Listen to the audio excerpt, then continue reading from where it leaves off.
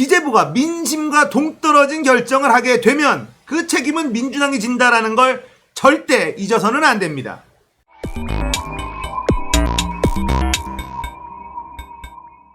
안녕하세요. 딱딱한 뉴스를 쉽고 재밌게 풀어드리는 시사건건 홀수영입니다.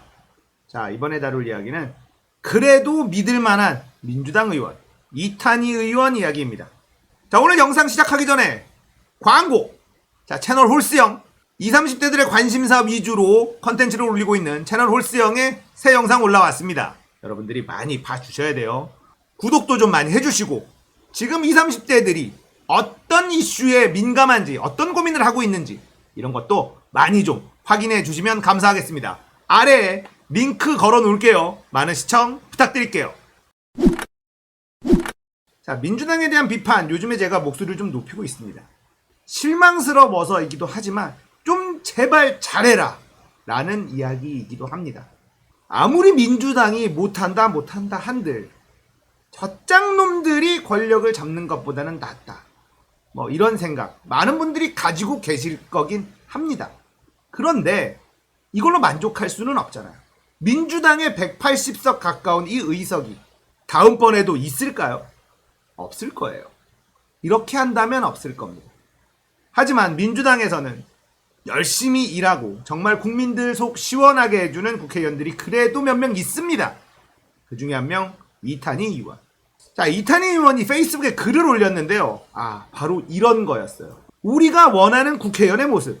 자, 일단 이 글 같이 공유하면서 조금 생각해 보도록 하겠습니다. 코로나 손실보상 관련 3차 긴급 기자회견 입장문. 공생공존의 자세로 코로나 위기 극복. 어제 국회 중소벤처기업 소위원회가 끝내 개의되지 않아 손실보상 법안의 4월 처리가 무산되었습니다. 자, 우리가 이 부분을 조금 짚어봐야 됩니다. 180도 줬는데 왜 도대체 법안 통과를 이렇게 시원시원하게 못하냐? 국민의힘의 발목 잡기는 바로 여기에 있어요. 소위원회부터 개최를 막는 것이죠. 일단은 소위원회부터 열려야 그 위원회로 올라갈 수 있는데 여기서부터 발목을 잡는 거예요. 그러면서 시간 끌기를 한다는 거죠. 민주당 답답하다 하는 가장 큰 원인은 바로 이 소위원회 발목 잡기라고 보면 될 것 같습니다. 자, 하지만 국민들이 이걸 이해하고 있을 그럴 여유 있는 상황이 아니에요. 어떻게 하면 소위원회 발목 잡기를 뚫고 나갈 수 있을지 민주당은 진지하고 빠르게 검토해야 될 것이라 생각을 합니다. 코로나로 벼랑 끝에선 중소상공인, 자영업자들에게 하루라도 시급한 손실보상 법안의 처리가 다음 달로 미뤄졌습니다. 너무나 안타깝고 국민께 면목이 없습니다. 더불어민주당 새 당대표 후보로 나선 세 분 모두 코로나 손실보상법 처리에 대해 찬성한다는 입장을 밝히셨습니다. 환영합니다. 3일 후면 새 당대표가 선출됩니다. 중산층 서민의 정당인 민주당의 새 지도부가 취임 일성으로 손실보상법을 힘있게 추진할 것이라 믿습니다. 기재부는 국민을 대변하는 국회와 여당의 뜻을 존중하기 바랍니다. 코로나로 한계 상황에 처한 중산층 서민의 목소리를 외면하지 마십시오. 더 이상 결정은 기재부, 책임은 민주당으로 가서는 안 됩니다. 바로 이거죠. 기재부에 질질 끌려다니다가 욕은 민주당이 다 먹거든요. 기재부에 더 강하게 압박을 해야 됩니다.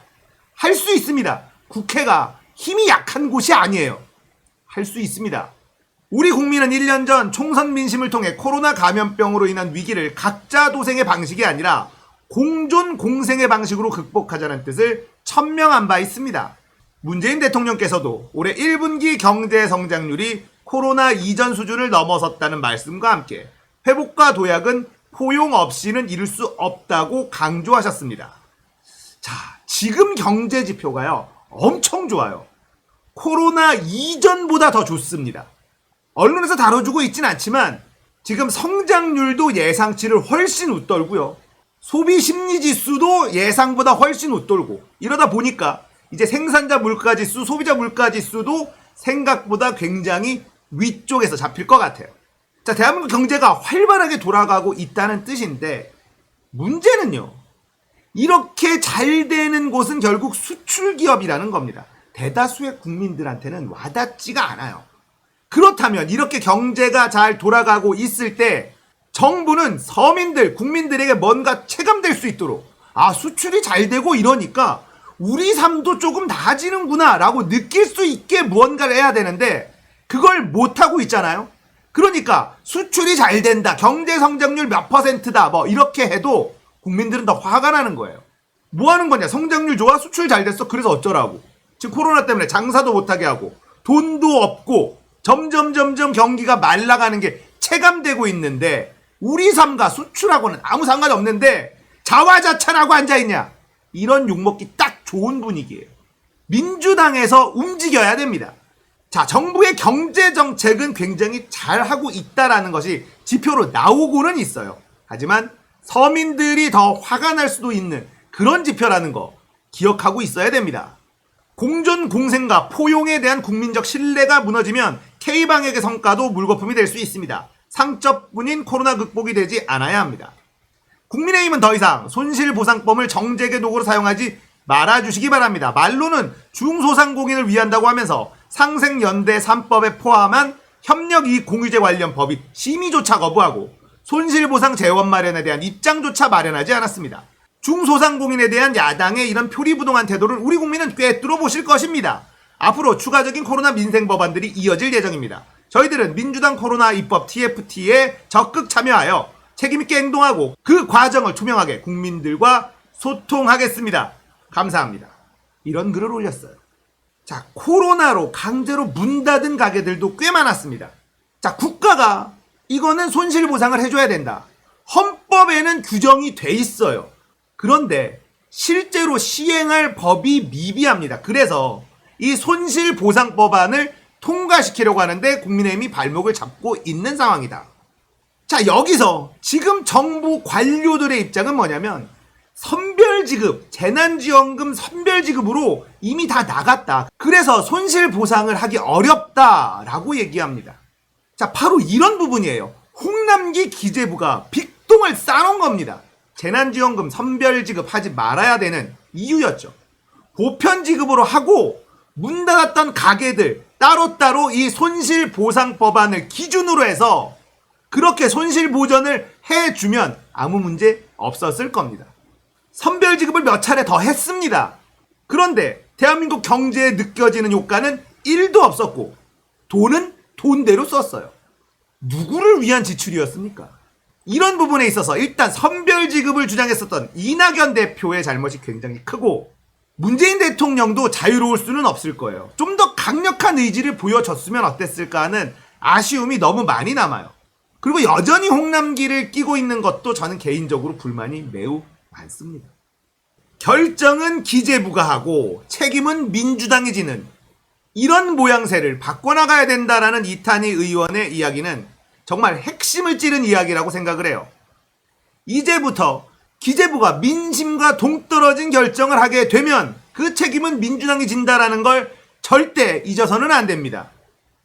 기재부의 정책 결정에 민주당도 입김을 불어 넣어야만 됩니다.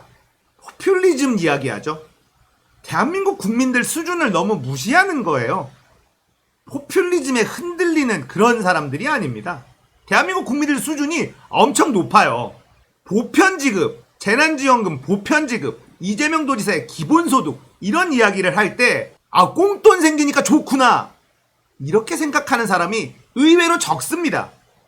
자, 그런 돈을 지급을 할 때 재원은 어디서 오는지, 어디서 아껴서 이걸 쓰는 것이 좋은지, 그리고 어떤 식으로 이 돈을 소비하도록 만들어야 실제 경제에 도움이 되는지 이런 것들을 꼼꼼히 따져보고 보편지급하라라고 요구하고 있는 거예요. 공돈 생기니까 좋다, 빨리 공돈을 내려줘라 이러고 있는 게 아니라는 겁니다.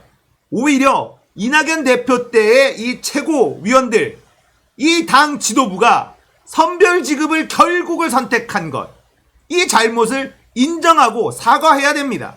결국 재난지원금 선별지급으로 돈은 돈대로 썼어요. 하지만 대한민국 경제에 어떤 효과도 주지 못했다는 걸 인정할 수밖에 없는 상황입니다. 그 상황에서 손실보상 이거를 또 해줘야 된다. 자, 이건 자영업자들 입장에서도 크게 남는 것도 없어요. 자, 재난지원금 선별지급 받았다 칩시다. 그거 뭐에다 썼습니까? 월세 내는데 그냥 썼어요. 자, 손실보상법안이 통과가 돼서 어느 정도 보상을 받는다 하더라도 그동안에 손해본 걸 다 메꿀 수 있을까요? 자, 이렇게 하면 결국은 어떻게 되느냐? 갈등만 커지는 거예요. 왜 소상공인한테만 돈을 쓰느냐라는 얘기가 나올 게 뻔하죠. 자, 순리는 이거였어요. 손실보상법안을 더 빠르게 밀어붙여서 통과시키고 재난지원금은 보편으로 전 국민에게 골고루 지급하는 것. 재난지원금 보편 지급은요, 동네에 돈을 돌게 하는 그런 효과를 우리가 확실히 느꼈습니다. 그러면 장사하는 사람들도 선별지급 받아서 월세 내는 것만큼의 효과를 충분히 볼 수 있습니다. 그리고 강제로 문 닫게 한 그런 자영업자들은 이 손실보상법안으로 확실하게 보상을 해주면 깔끔하죠. 갈등도 없어요. 자, 이제 손실보상법안이 통과되면 분명히 언론과 국민의 집 쪽에서는 이중보상이다 라고 하면서 물어뜯기 시작할 겁니다. 선별지급해라 선별지급해라 라고 하더니 이제는 선별지급이 문제였다라고 공격할 겁니다. 멍청하게 당하는 짓을 한 것이 바로 홍남기의 기재부 이낙연의 지도부였다는 거예요. 제발 우리 순리대로만 갑시다. 손실보상법안은 이중혜택이라고 얘기해서는 안 됩니다. 최소한 국가가 강제로 문 닫아라라고 했었던 그런 자영업자들한테는 무조건 보상을 해줘야죠. 저도 PC방을 하고 있었거든요. 지금은 정리를 했는데 PC방을 하면서 문 닫으라고 하면 문 닫고요. 한 달간 문 닫고 몇 주간 문 닫고 그냥 날아갔는데 어떤 보상도 받지 못했어요. 저는 이제 PC방도 정리를 했으니까 뭐 손실보상 이런 것도 당연히 못 받겠죠. 피해자는 분명히 발생합니다. 국가가 하라는 대로 했어요. 그러면 국가가 당연히 보상을 해줘야 합니다. 이건 헌법에도 나와 있는 문제예요. 당연히 해줘야 되는 것. 자, 우리가 손실보상안이 나왔을 때 서로 갈등을 심하게 하면 안 됩니다. 자, 손실보상 금액이 나오면 보상받는 자영업자들은 부족하다고 불만일 거고요. 보상하고 전혀 상관없는 일반 국민들은 내 세금을 왜 자영업자들한테만 주느냐라고 불만일 겁니다. 결국 원인은 선별지급이 잘못된 정책이었다. 이런 결과가 날 수밖에 없어요. 이낙연 대표와 홍남기 부총리 책임져야 됩니다. 그리고 이 모든 것에는 사실 문재인 대통령의 좀 더 과감한 정책 결정이 필요했었다. 라는 것도 빼놓을 수는 없습니다. 자, 문재인 대통령 너무너무 잘하고 계시고 너무너무 고생하고 계신데 남은 임기 동안 좀 더 과감한 결단을 내려줬으면 좋겠어요. 내가 장관으로 맡긴 사람에게 모든 걸 일임한다. 이런 생각은 아니랍니다. 그들은 국민들의 편이 아닐 수 있다라는 것을 기억해 주셨으면 좋겠어요. 자, 요즘에 좀 무기력했는데 다시 또 힘을 내봅시다. 그래도 지면 안 되잖아요. 자, 오늘 이야기는 여기까지입니다. 공감되셨다면 구독, 좋아요, 알림 설정 부탁드릴게요. 감사합니다. 끝!